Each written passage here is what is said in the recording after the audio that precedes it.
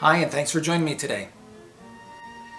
So this is another video that I had not originally planned on producing, but based on some questions that I've had from various students, I thought it would probably be a good idea to add it to our collection here.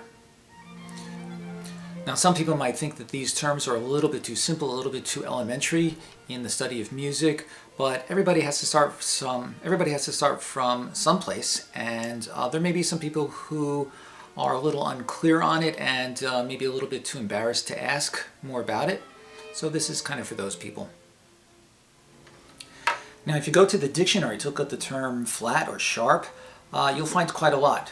When I looked in my old dictionary for each of them, I found over 15 definitions for the term sharp and more than 25 for the word flat. If you go online, you can easily find more than twice as many.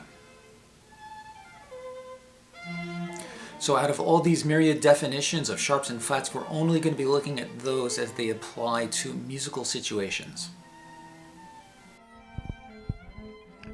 Okay, so I consulted with a number of sources to look at definitions of the word sharp, and what I have here is a distillation of various ones that I found both here at my place as well as on the internet. Okay, so the first one tells us that a sharp is a note or a tone that is one half step, also called one chromatic half step, higher in pitch than another. The term sharp can also refer to the symbol itself, which indicates such a note. It can also tell us that it is a sound or a pitch which is higher in frequency than the true, proper, or desired pitch. And the last one is sort of a catch-all that covers a number of situations, and it merely indicates usage as it relates to any of the above definitions that we talked about.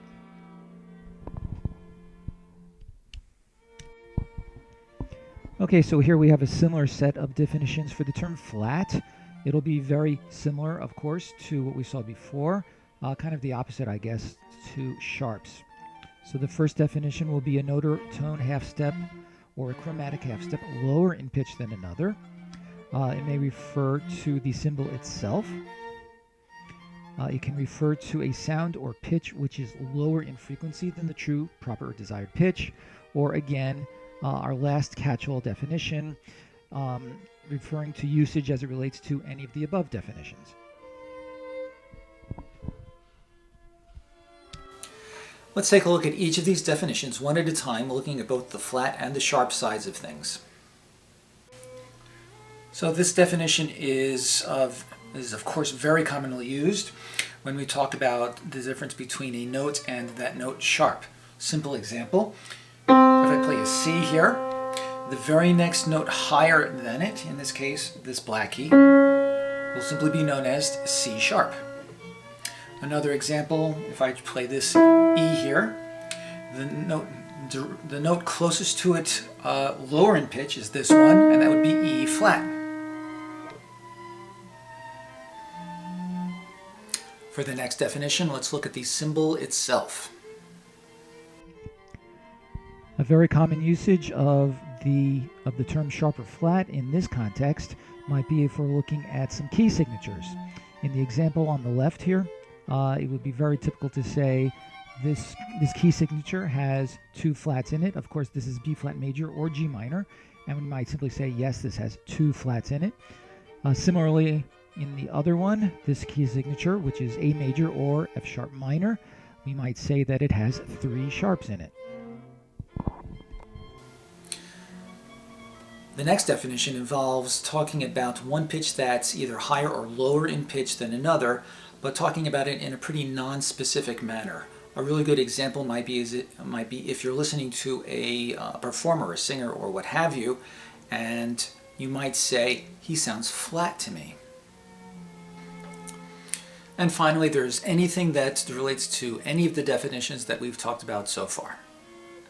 One example for this definition is one that comes up in lessons from time to time. For example, if a student has his or her hand here rather than here, and they're playing, a number of the pitches will be too sharp. And I might simply say to them, "Your position is too sharp."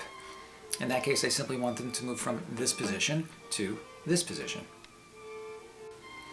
So these are probably the most common usages of the terms flat or sharp in musical context, and I hope this has been of some help for you in better understanding some of them. If anybody has any questions or comments, please leave a comment below, or you can contact me through my website. Thanks again for joining me, and I hope to see you again next time.